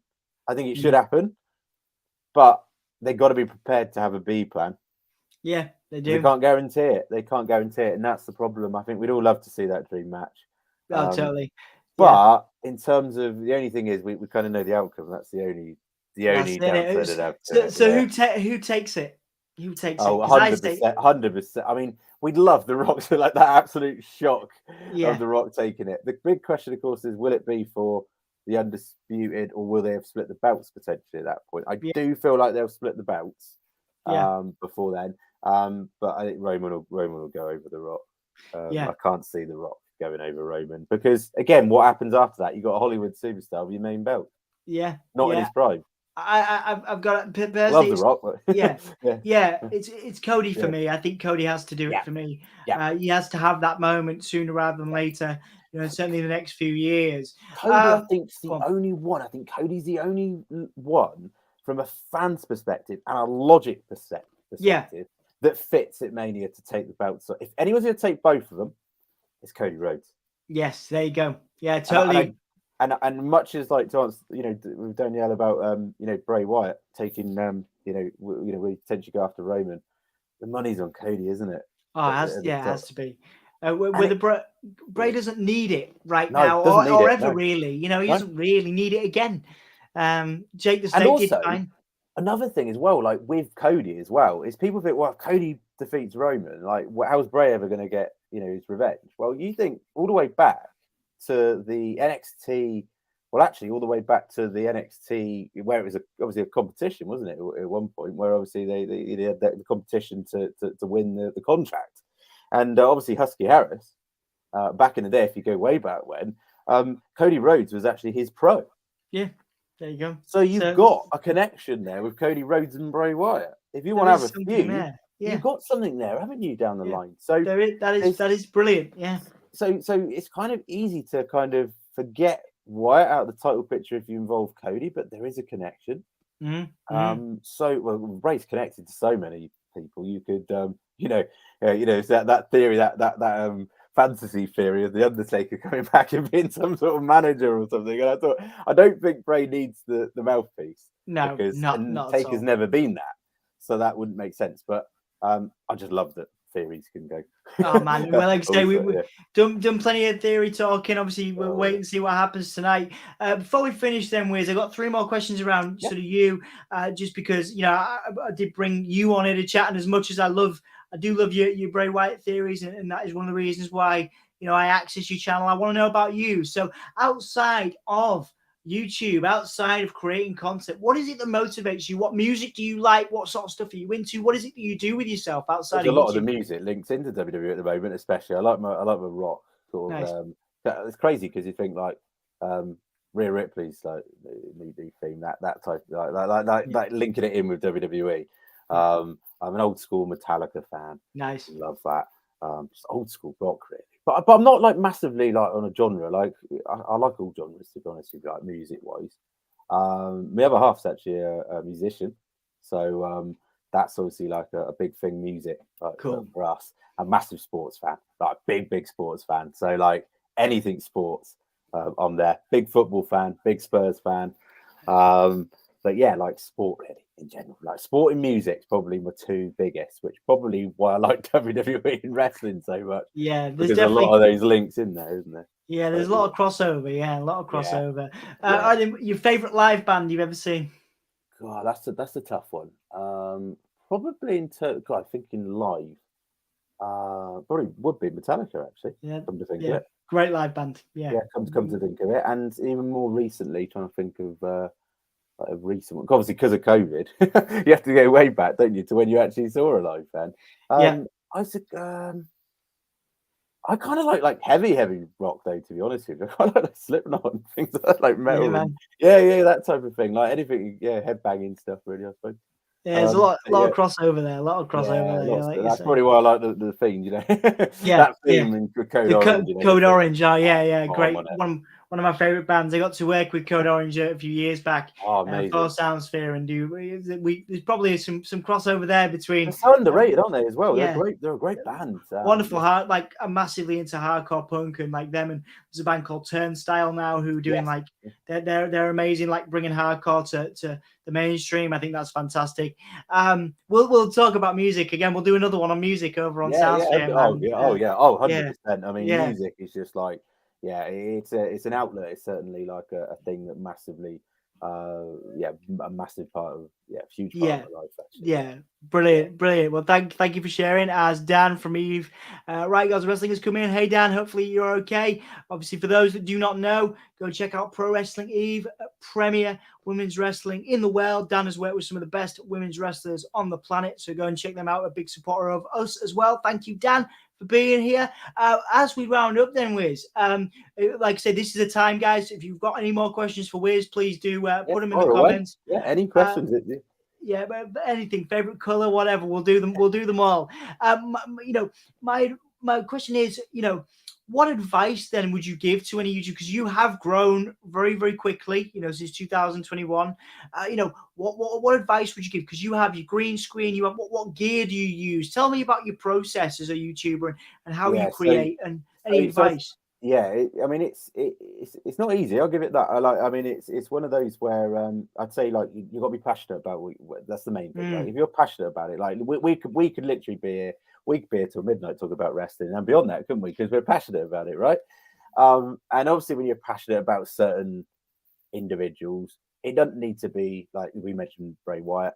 But whatever genre it is, be passionate about it and try and niche it as well, because you might like wrestling's very, very broad. Like there's so much going on with wrestling. So if you're WWE, you're just doing WWE, you're relatively niche. Obviously with AEW and everything, we're spoiled for choice. There's loads you could do. So you could but I'd say find something you're passionate about, find a niche, something you really are passionate about. So me and you, that's Bray Wyatt. So majority of what will come across on the channel would be what I'm really passionate about in Bray Wyatt. And the consistency, yeah. So like just having a schedule, and a manageable one. So I always think to start off with, like it's got to be something you're going to better do, like a non-negotiable, something you're going to do like without doubt, even on your busiest week, you can get that done.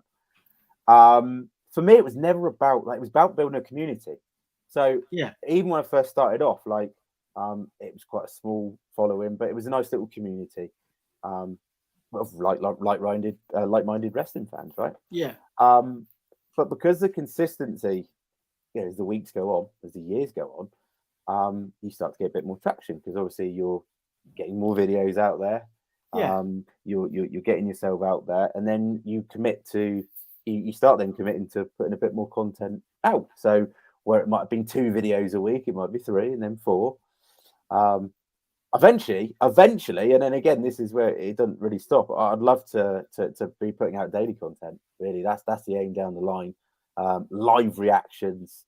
Obviously, with the time difference with us over in the UK, we get shafted a little bit with that. Yeah. The fact that SmackDown will be 1 a.m. in the morning over here, and of course, the States, a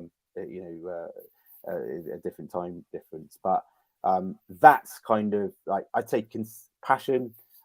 Being niche and being consistent would be the simplest way. And don't expect it overnight as well, because like don't almost going in. I think the moment you go in for the views, you go in for the traction. I think the wrong reason to start a YouTube channel. Like you go in because you enjoy it. Yeah, I wouldn't care if I had 10 views versus whatever it may be. Like it wouldn't matter to me because I'm passionate about it, and there's still people that are just as passionate as you. Like absolutely yourself, watching the content, and that's what it's all about.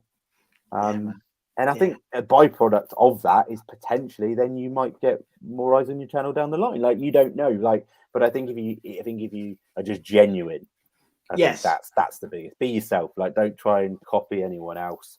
One thing us wrestling like YouTubers especially get associated a lot of criticism will be, oh, well, that's similar to such and such channel or whatever. It's like, let's face it, like, we're all going to have crossovers. Like, of course. There's going to be similarities. But I think if you're giving your genuine, intake, then I think people see that. Yeah, Like, absolutely, man. That passion does come through. Like I said to you before, one of the things I love about you is your passion, and that is what has invited. What made me want to invite you on here today, because I wanted to talk to you about something we were both so passionate about. Quickly, I'm going to squeeze one in, then we'll go to a couple of comments from yeah, Dan, who's asked you a couple of questions. What gear do you use? Because so you have your green screen, yes, yeah, which I yeah. love. So, I love seeing this stuff there. What gear do yeah, you yeah. use? The green screens. The green screen was a thing that it was like yeah, so I've got basically I call it like a little content crib basically. So I've got a little content room. Now, in regards to what I've got at the moment, I've got a green screen. Obviously, you've got your camera, your halo light to take away the wrinkles. A few wrinkles on there. I'm in the dark corner at the moment around here. It's actually around the other side. Yeah, I'm going to get my own Firefly lights around at this point. And then for editing everything, I do it all on iMovie and everything. Import, obviously, the pain in the ass is the copyright music that you have on there, so you're quite limited with that, which is a pain in the ass. But on that topic, I'm really heading into the autumn. I'm going to get like a studio, like a proper studio. So we're going to be miking up. We're going to be well, you'll see when it comes, but it's going to be a lot of themed Bray Wyatt-esque like memorabilia in the background. WWE in general, like just a lot of it, like little things like we've got Randy Orton signed memorabilia and stuff where I was fortunate enough to meet him way back, amongst other superstars. So like get it a real like wrestling crib, if you like. But I would say, like, starting out a channel, you don't need much. Like you just need to be authentic. Like, to be honest with you, like I just wanted to level it up a bit because I felt like I always want to improve the quality of obviously what you bring to your viewers. So that was a reason for it, and obviously it's starting to become more of a there's more traction with it now at the moment. So I want to bring out better quality content really at the end of the day. So yeah, it's coming soon. It'll be within, I'd say, before Survivor Series. Well, there you go. So keep an eye on Wrestling Wizards channel. Obviously, we'll put the links in the description. A couple more questions then. Thank you, Dan. Dan's wished me. Congrats on my graduation. Thank you, dude. It was a long process. I appreciate your support. Danielle has asked you, Wiz, who is your favorite Spurs player?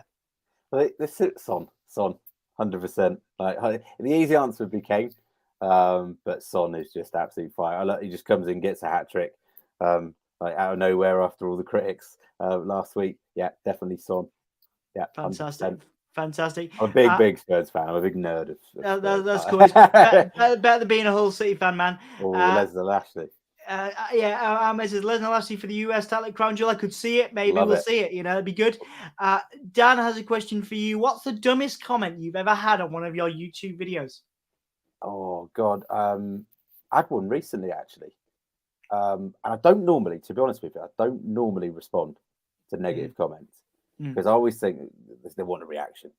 Like that's why they're putting it out there. And if it's a genuine difference in opinion, that's cool. There's nothing wrong. Someone can say, I hate Bray Wyatt, or I hate your channel, or whatever. That's different, isn't it? Because that's just an opinion. But I think when it's on something that's not true, or you don't know the backstory. So the most dumbest comment I had was actually on my last video. And again, we laugh it off because it was the one where I actually did respond to it because I thought, it's a bit, I think it's just someone maybe a bit bitter or whatever. Like, I don't know, maybe they had a bad day or whatever. But it was along the lines of, basically you copy other people's content. It's not authentic. You're 3 days late when other people have talked about this sort of thing. And my response to that was like, one, you don't know. Like, I actually caught coronavirus last week, which was and caught it really badly. Which is why I got horrendous, still got horrendous bags under my eyes and stuff, and I felt like absolute like crap. But I still filmed content because obviously when you're passionate about something, that doesn't matter. And if you go back last week, some of the videos I sound so nasally and I was really not in a great way recording. And I was really keen to get this feedback video on all these cryptic messages. So I actually filmed it a couple of days ago. So to say that I'd waited 3 days and I just waited till other people had put up content was daft. I actually didn't put it up because I was feeling absolutely horrific. and wanted the quality of the video to be the best it could possibly be. Of course, yeah. That was a dumbass comment. I just thought, like, you don't know the effort and the time that goes into bringing something up to make it the best you possibly. And I've always been a believer of, like, take a bit longer if it's going to be the video that you want it to be, rather than you feel it has to come out there and then just to please the immediate audience. Yeah, exactly. You're not doing stuff for those like immediate hits. You're doing stuff for quality. Yeah. Oh, there's so many dumb questions. You get there's loads of dumb. Most, I would say, with YouTube, it's such a nice community. Like 98%, lovely. But you get the odd. Bray Wyatt's never coming back. I wish he was dead. You know, sort of thing. Right. I mean, it's dumb comment, isn't it? Dumb stuff. It's a really dumb comment. But I think probably that recent one, because it was like it's just a little bit like, just don't make an assumption. Comments are dumb if they're just assumptions. And also, like, people don't know the reasons why people connect with certain characters as well. Exactly. So when I see people say, "Oh, Fiend's never coming back," you know, to often back and forth to viewers, and I'm like, you don't know. Maybe Bray Wyatt, the Fiend, or Ego help someone get over a mental health battle or something. Like you never know the reasons why somebody likes something. And comments about, like, oh, WWE's childish, like, for kids through the Vince McMahon era. Those were dumb comments, because we were all a kid, right? Once, we were wrestling. A kid's not allowed to enjoy wrestling. Like, it's a dumb comment, isn't it? Because it's like we're all able to watch. Kids should enjoy wrestling just as much as we do, so it should appeal to wider audience, shouldn't it? Really? Yeah, absolutely. For me, it's escapism, man. That's why I love the Fiend. It's complete escapism. It's me being able to have that childlike enthusiasm about something, at this dream world that somebody else has created for me. You know? Yeah, 100%. That's how I feel. A much more sort of analytical question then from Dan, of course. Eve Pro Wrestling, huge. Again, fantastic supporters of us. They, some wonderful matches. If anybody wants to go watch some incredible matches, some incredible talent over on Eve Right Girls of Wrestling. So Wiz, to you, how much did you learn to adapt your videos by monitoring your retention analytics? Do you know what? I'm such a nerd. I sound like the biggest nerd in the world, but I've always been massively on, like, figures and stuff, right? I was that bit of a nerd at school, where I was like that mathy kind of a nerd, where I'd be very much on the, like, looking at figures and analyzing figures. And when I started up the channel, even when I first started up, I'd look at the analytics. I literally obsessed with just seeing the trends, and I was interested to see mainly really where the audience come from. It's good to know. I think looking at the analytics and adapting them to keep client retention was ultimately giving the base what they want, but never putting a video out that you're not passionate about equal to that as well. So there's some videos that I'll put out that I'm probably more passionate about than I know the viewer will be. So, like, Logan Paul versus Roman Reigns, I thought that was really fascinating. The concept of WWE going down this route, which could be quite controversial, right? But looking at analytics, I probably knew that's not going to be a video that's going to really get much traction, but I'm passionate about putting it out.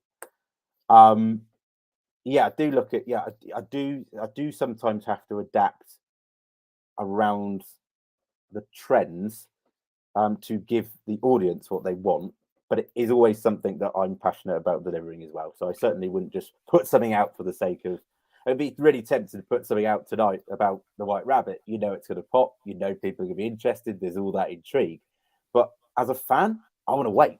I want to see what happens and then deliver content. Something. I've had time to deliver something really worth thought-provoking. Thought about. Yeah.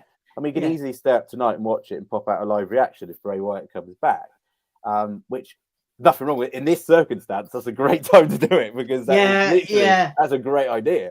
But normally it would be kind of let it simmer down a bit, like let fans actually absorb it a bit and take different opinions from different people and kind of give them what they want, but also something you're equally happy to deliver. I think that's a big thing with analytics. Absolutely, Matt. And again, it's really nice to hear that you put so much thought and energy and effort into your content, and it does. For me, it pays off. As a viewer of yours, it does pay off. And before I give you Dan's last question, and probably the last question we'll do for you today, but we'll have Wiz back on. Danielle keeps asking if I'm going live for SmackDown. As you guys know, because we're in the UK, it's not something I can do every week. I try and do special SmackDown, special Raws. This is one of them that I will be doing. I will be live on the channel doing a live stream for SmackDown tonight, Daniel. So I will see you later. Thank you to everyone else who's dropped a comment as well. Dan says, and we did talk about this earlier, but I think it's a really interesting point. Apologies if I'm repeating a question already asked. I've just jumped online. So I'm going through your YouTube channel now. All your videos are WWE business decision or all you watch. Now, we did cover this. Really good. I love these questions. They're so good. They're brilliant because there's an answer for that. Is I very much like believing that when you're doing, I mean, again, this is not. It all depends on what your niche is on your channel. Yeah. So for me, for 70%, maybe even 80% of the videos I put out are very Bray Wyatt kind of Fiend related, if you like, I suppose. And with the rest of it covering the sort of mainstream really within WWE. So that in a sense is a niche. Because I'm a massive fan of AEW as well, huge fan. It's so tempting to go then start putting. I've been asked numerous times about, are we going to see some AEW content? That's a great question. I'm actually, again, looking into the future, looking at doing a separate channel specifically on AEW. So it'll be Wizard does AEW, and it'll basically be, and again, this is talking about investing more time into the channel and bringing it up. It'll be a separate channel, and the reason why I want it to be separate is because they know then what they're getting. If you're an AEW fan, you go there. If you're a WWE fan, you're probably gonna. You might not watch one channel, you might watch another channel, but if you're a Bray Wyatt fan, you're probably gonna come and watch that one. If you're a fan of both, you might watch both, and it's a way of actually gives me as a creator something fresh to get my teeth into that I've been itching to do, because there's so many crossovers with WWE and AEW.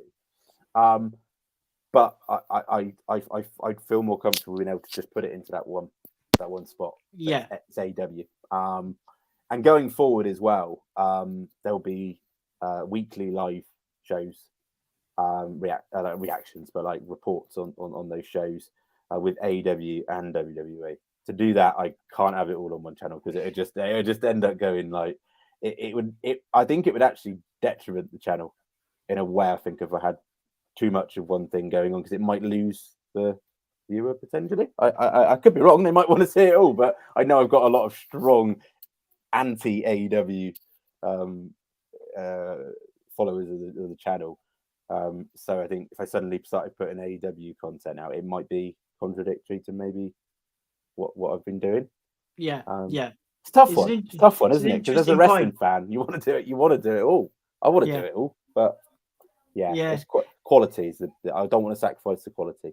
Like it's got to be in depth. Like I don't want to go into AEW reviews like I'm kind of a bit part fan, because I'm actually a huge fan of both. So yeah, like I don't want it to come across like I'm just putting it as an extra addition, really. I suppose just to make views. So I guess in a way, like it's tough. A great question, brilliant question. I love it. Yeah, it's an on the spot one. Genius question. He's a pro, man. He's a pro. And we'll squeeze this one in before we do the promo stuff, where you plug everything that we may have missed. So Dan asks, so when Bray's back and he inevitably becomes another guy, are you not worried about the draw of the channel drying out? Because right now he's a hot topic, but soon he won't be. That is a genius question, because also as well, on the flip side, I've been more worried if he doesn't come back at all.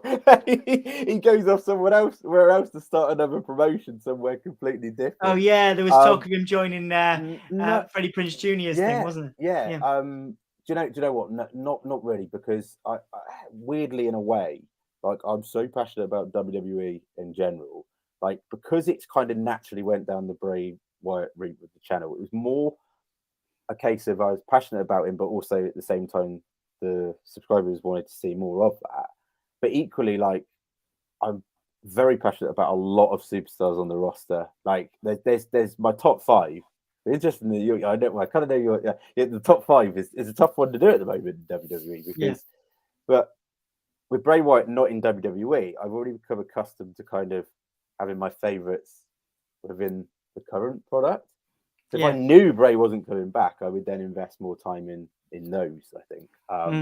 So that would be like at the moment it'd be. Oh, of course you're gonna. With it being a hot topic, the moment it would be more traction and than it ever would. But with him being back, it gives you then something even more to talk about on a weekly basis. It's actually relevant. It's not speculation. It's not theory. It's actually nice to talk about fact for once with Bray Wyatt. And also you can do the same thing. Well, if he comes back, then you can then speculate months ahead what could potentially be the booking for the Fiend, Bray Wyatt. But yeah, great question. Yeah, of course. Yeah, you do worry about it. Yeah, of course you worry about it. Yeah, you worry about it a lot. Yeah, with that, you think, oh my god, what happens if he doesn't show up? Or when he comes back, it's not a hot topic anymore.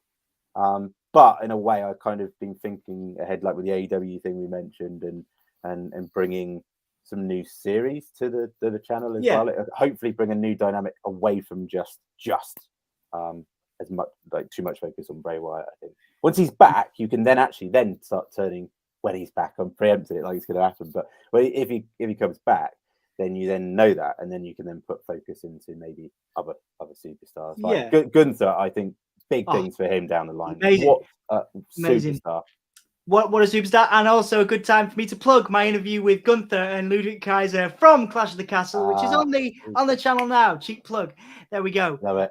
And just because Ahmed's brought up Malachi Black, there is also an interview or a clip rather of a full Soundsphere interview on the channel with Malachi Black. But we'll answer that question briefly. Do you think Malachi Black is going back to WWE? Yes, I do. Absolutely, 100%. 100%, isn't it? And also as well, the opportunity if Bray were to come back, those two to work together, whether it be with each other or against. Wow. I mean, he said without saying, isn't he, pretty much that he'd be back, but not where. He didn't deny it. Yeah, he would have said he was coming back to AEW, wouldn't he, to his loyalists, if that was the case. I think he's going to be happier there. I think he'll be happier there. Right then, Wiz. Obviously, I could talk to you for hours. I've noticed as well. We've got a bunch of people saying hi and things in the comments. We've got Emma and Isaac saying hi from downstairs. So hi, guys. So I'll be down with you shortly. This is Wiz on this side. Say hi to Wiz. Hello. Hopefully you guys are doing all right. And thank you guys so much for your support of the channel. For those that come back to this later on, thank you for checking it out. What I will do is I'll put a link to the Wrestling Wizard in the description. But Wiz, the floor is yours now, mate, as we finish up. What do you want to promote? Is there anything we've missed? Is there anything you'd like to plug? In terms of promoting it, I think one thing that goes massively... What, in terms of WWE or just in general? Like your stuff, all your stuff. To be honest, I'd stay tuned in the next over the next couple of months, especially because there's going to be some really cool changes coming up on the channel.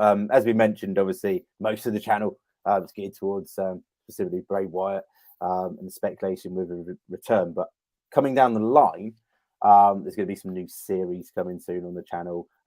Some investment in the production side of things as well, and potentially as well a new addition to the team as well. So I mentioned earlier on with yourself at the start about one of my close friends being massively passionate about the product, and he could well be joining. So it's going to be nice to have new faces on there as well, and it's lovely to obviously like I say connect with yourself and like-minded, passionate fans and. But yeah, it's going to be a lot coming to that channel. So it's just a start really for it now. Excited for it. So man, so excited for you, honestly. And thank you so much. Like I say, I was a fan first before getting you on here. So thank you so much for your time. We'll definitely do this again. I love just 100%. Talking about wrestling with you anyway. But what we do when we finish up then, Wiz, is we have because I have time to find the outro properly. What most people will know, the people that follow us, what we do is we do a 5 count. It's kind of like a Claymore, although I know that Drew does a 3 count. We do a 5 count and then we shout "Hull yeah" and do some jazz hands. Sounds good to me. So that's what we're going to do for outro. Once again, guys, I will put the Wrestling Wizards YouTube channel in the description so you can go and support Wrestling Wizard. Please go and support Eve Pro Wrestling and Dan Reed, who's been in the comments. I'll be back for SmackDown later on because it is going to be a special SmackDown, guys. Fingers crossed. And once again, please do support the Wrestling Wizard and please do continue to support Give Me a Whole Yeah. Right then, guys, we're finishing up. So 5, 4, 3, 2, 1. Oh yeah! Jazz hands. Oh yeah! Oh man, I've got to find the thing. Oh no, which one am I going to do? Let's figure it out. Oh, we'll do Shotzi. There we go. Oh yeah! Bye.